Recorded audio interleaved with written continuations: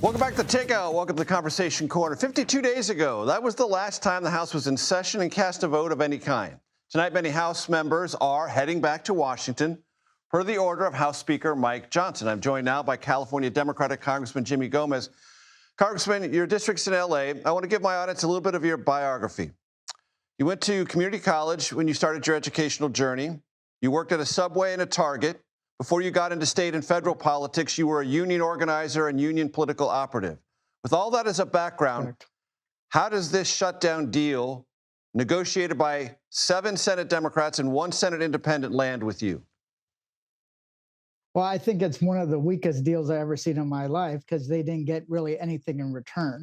One of the things I've said from the beginning, since the beginning of this year, when everybody was deflated and wondering what the direction of the Democrats would be, I said you have a simple strategy: show up and fight, organize, organize, organize, and then stall or stop the Republican agenda.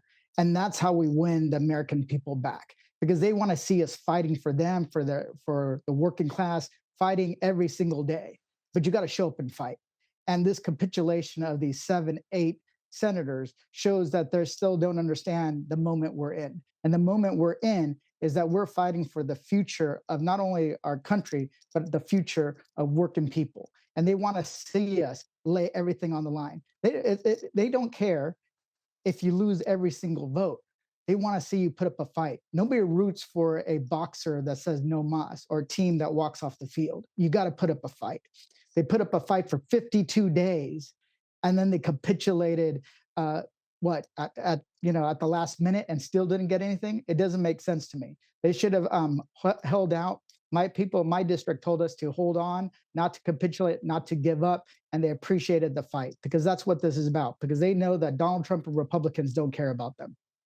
So if I hear you correctly, Congressman, you would have been prepared, and you believe Democrats in Washington should have been prepared to fight, even if it meant a completely chaotic Thanksgiving travel season and the suspension of SNAP benefits, because the administration went to the Supreme Court to make sure lower court orders providing those benefits were not lived up to.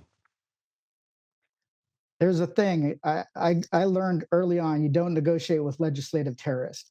And one of the things you have with Donald Trump and Republicans, they're definitely legislative terrorists. They don't care if they're going to shoot the hostages or the American people. They don't care what kind of pain they put them in. When it comes to the ACA subsidies increasing on top of the cost of living increasing, or the fact that they attacked SNAP over the last year. The American people know that the Republicans don't care about helping the working class. That one, they cut $200 billion out of SNAP in the one big beautiful bill. They canceled 92 million pounds of food that was already heading to food banks, that was already paid for, that would have fed 12 million people. The American people know that the Republicans keep selling them out for their donors and their largest supporters. So when we push back, they know why we're pushing back. They know that Democrats care about them. They care about the working people. So as long as we keep focused on what this is about, which is the average man or woman on the street struggling to get by, people who want to see their kids do better, then we're going to win those fights. And here's the thing. Why now? Why after 52 days? We were still a few days out from Thanksgiving. So one of the things I want to say is that my constituents, I was at a food bank handing out food, and people were still telling me, keep up the fight.